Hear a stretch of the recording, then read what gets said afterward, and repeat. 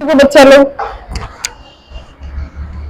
ये हमारा statement of PL, ये लेक्चर नंबर 4 है शायद कि 5 है, आई थिंक 4th 5th है, जो भी हो, अब जब पढ़ेगा यूट्यूब पे आ जाएगा। यहाँ पे हम पढ़ रहे हैं स्टेटमेंट ऑफ पीएल और यहाँ पे कॉस्ट ऑफ मटेरियल कंज्यूम का फॉर्मूला है। वैसे तो फॉर्मूला तुम्हारे को रेवेन्यू फ्रॉम ऑपरेशंस का भी होगा, कल हम लोग इस पे क्वेश्चंस लगाएंगे। और यहाँ पे मैंने पढ़ाया है कंपनी में फाइनेंशियल और नॉन फाइनेंशियल कंपनी। फिलहाल स्टेटमेंट ऑफ पीएल की हम बात करते हैं। सबसे ऊपर आप लिखते हो नेम ऑफ कंपनी, कंपनी का जो नाम है वो सबसे ऊपर आता है। और जनरली कब किस डेट को प्रिपेयर होता है, 31 मार्च को। सबसे पहली चीज आती है बच्चे revenue from operations. Revenue from operations का जो आइटम आपने देखने मिलता है, इसमें हम वो सारे रेवेन्यू लेते हैं जो बिजनेस के मेन पर्पस से हम अर्न करते हैं। याद रखना वो छोटा सा formula, net sales equals to sales minus sales return, वही चीज है। अदर इनकम में हम टोटल रेवेन्यू की बात करते हैं और ये जो पॉइंट मैंने एक बनाया हुआ है ये इसी से रिलेटिंग है, जब यहाँ पे आएंगे तो बात करेंगे। इसके अतिरिक्त, सेल्स के अतिरिक्त जितनी भी जो इनडायरेक्ट इनकम होता था ना, जो पीएल में लिखते थे, वो सारी चीजें यहाँ आती हैं। जब हम इसे जोड़ देते हैं तो हमें प्राप्त होता है बिजनेस का टोटल इनकम। फिर हम उसमें से एक्सपेंस को घटाना शुरू करते हैं। एक्सपेंस को घटाने में जो पहली आइटम आती है वो आती है कॉस्ट ऑफ मटेरियल कंज्यूम, जो मैक्सिमम स्टूडेंट्स को कंफ्यूज करती है। बेटा कॉस्ट ऑफ मटेरियल कंज्यूम बहुत सिंपल सी चीज है। याद करो अपना ट्रेडिंग वाले दिन यहाँ पे लिखते थे परचेजेस, उसके ऊपर ओपनिंग स्टॉक और यहाँ पे क्लोजिंग स्टॉक लिखते थे सेल्स के नीचे।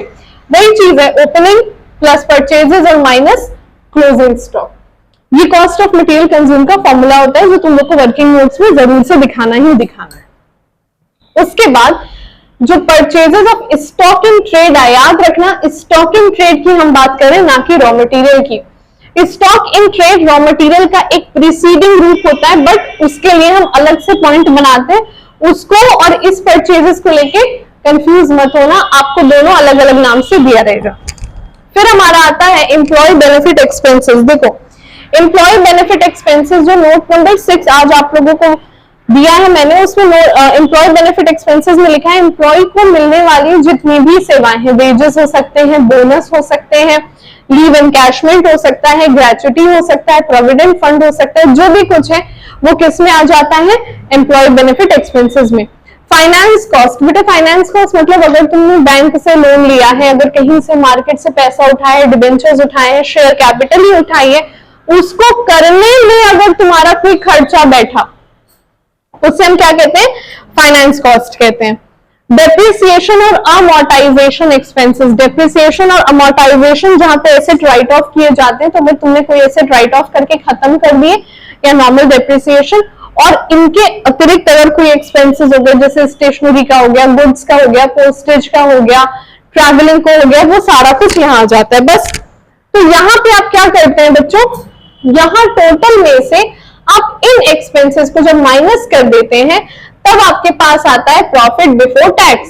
ये क्यों इंपॉर्टेंट है, क्यों हम टैक्स को इसी में पहले नहीं घटा रहे, क्योंकि बेटा इनकम टैक्स डिपार्टमेंट इसी प्रॉफिट पे टैक्स लगाता है, इस वजह से टैक्स प्रॉफिट को मेंशन करना इंपॉर्टेंट है।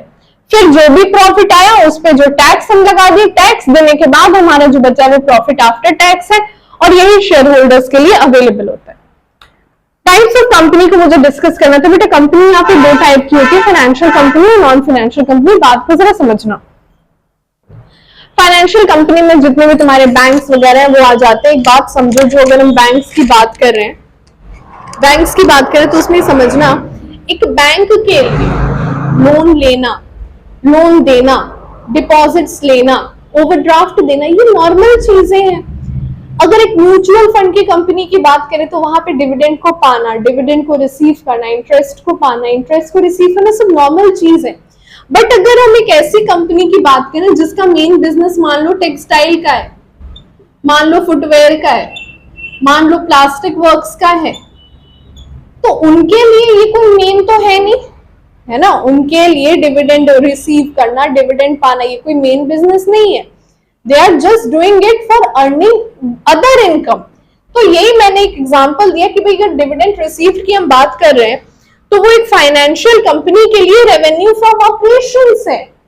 वो उनका मेन काम है, पर एक नॉन फाइनेंशियल कंपनी के लिए वो अदर इनकम है। ये बात समझ में आ गई। इसी के साथ आज का हमारा लेक्चर और क्लास ओवर हुई। कल हम लोग इस पे क्वेश्चन डालेंगे। इसका पूरा सीरीज तुम्हारे यूट्यूब पे एक सीरीज, एक प्लेलिस्ट बना के अवेलेबल कर दिया है मैंने, जैसे जैसे लेक्चर्स आगे प्रोसीड कर रहे। अभी मेरे ख्याल से मैंने लेक्चर नंबर 3 अपलोड करवा दिया है, फिर अभी धीरे धीरे तुम लोग का सारा अपलोड हो जाएगा, 6 लेक्चर्स अपलोड हो जाएंगे, पूरा का पूरा चैप्टर अवेलेबल रहेगा, बोर्ड से पहले देख लेना। ठीक है, इसको कॉपी कर लिया। ओके।